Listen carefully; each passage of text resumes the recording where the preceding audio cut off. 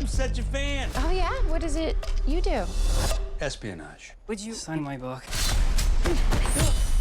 Here we go.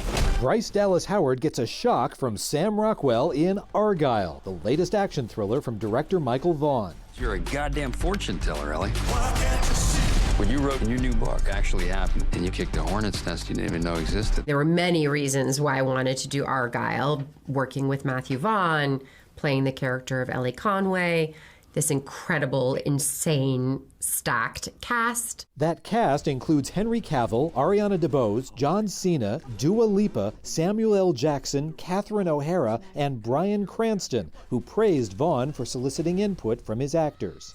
I want all assets on them now. I need her to write the next chapter. You have actors that come up with ideas that can stretch and move something, and you really want a director who can pivot with that and go, oh, I love that, I love that. If someone told me when I was 18, one day you're going to be A, a film director, but B, a film director directing these type of actors, I would have gone, you're nuts. So I feel blessed. There's a lot more to the twisted plot, but if we told you, we'd have to, you know. Everybody's like, there's so much that goes on in the movie you can't give away. That lets audiences know that we got a whole lot of movie left. So you want to go to the theaters to see Argylle, to see all the twists, the turns, and the incredibly immersive world that Matthew Vaughn's created. What happens next? It's called a cliffhanger, Mother. Ellie, it's called a cop-out. Por primera vez en la historia reciente de El Salvador, un presidente busca la reelección consecutiva a pesar de que la Constitución lo prohíbe. La candidatura presidencial, ilegal, ilegítima, inconstitucional, contamina absolutamente todo el proceso electoral. Pero esto no ha detenido al presidente Nayib Bukele, quien según las encuestas es el favorito en la intención de voto.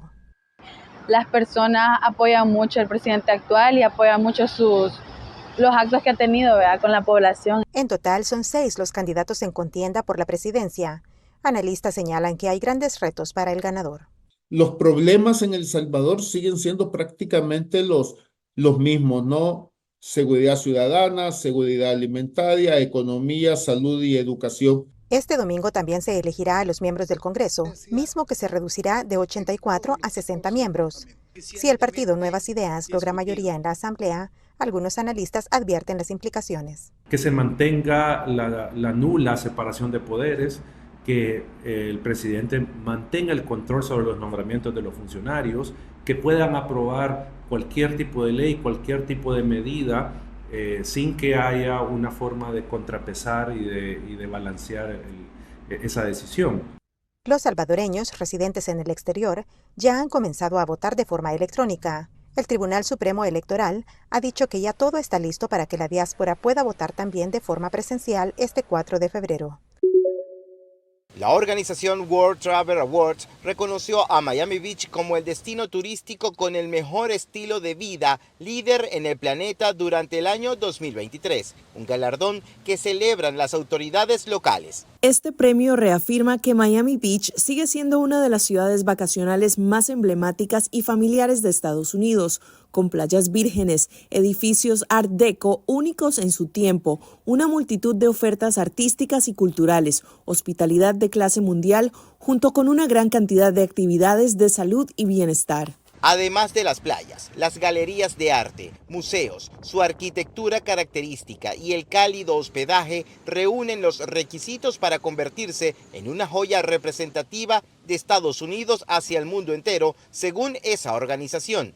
Aparte es una ciudad de buenos restaurantes, buenos hoteles, excelente evento, incluyendo el Festival de Vino y Comida que empieza en febrero y el Festival de Arte, Art Basel, que ocurrió el mes pasado.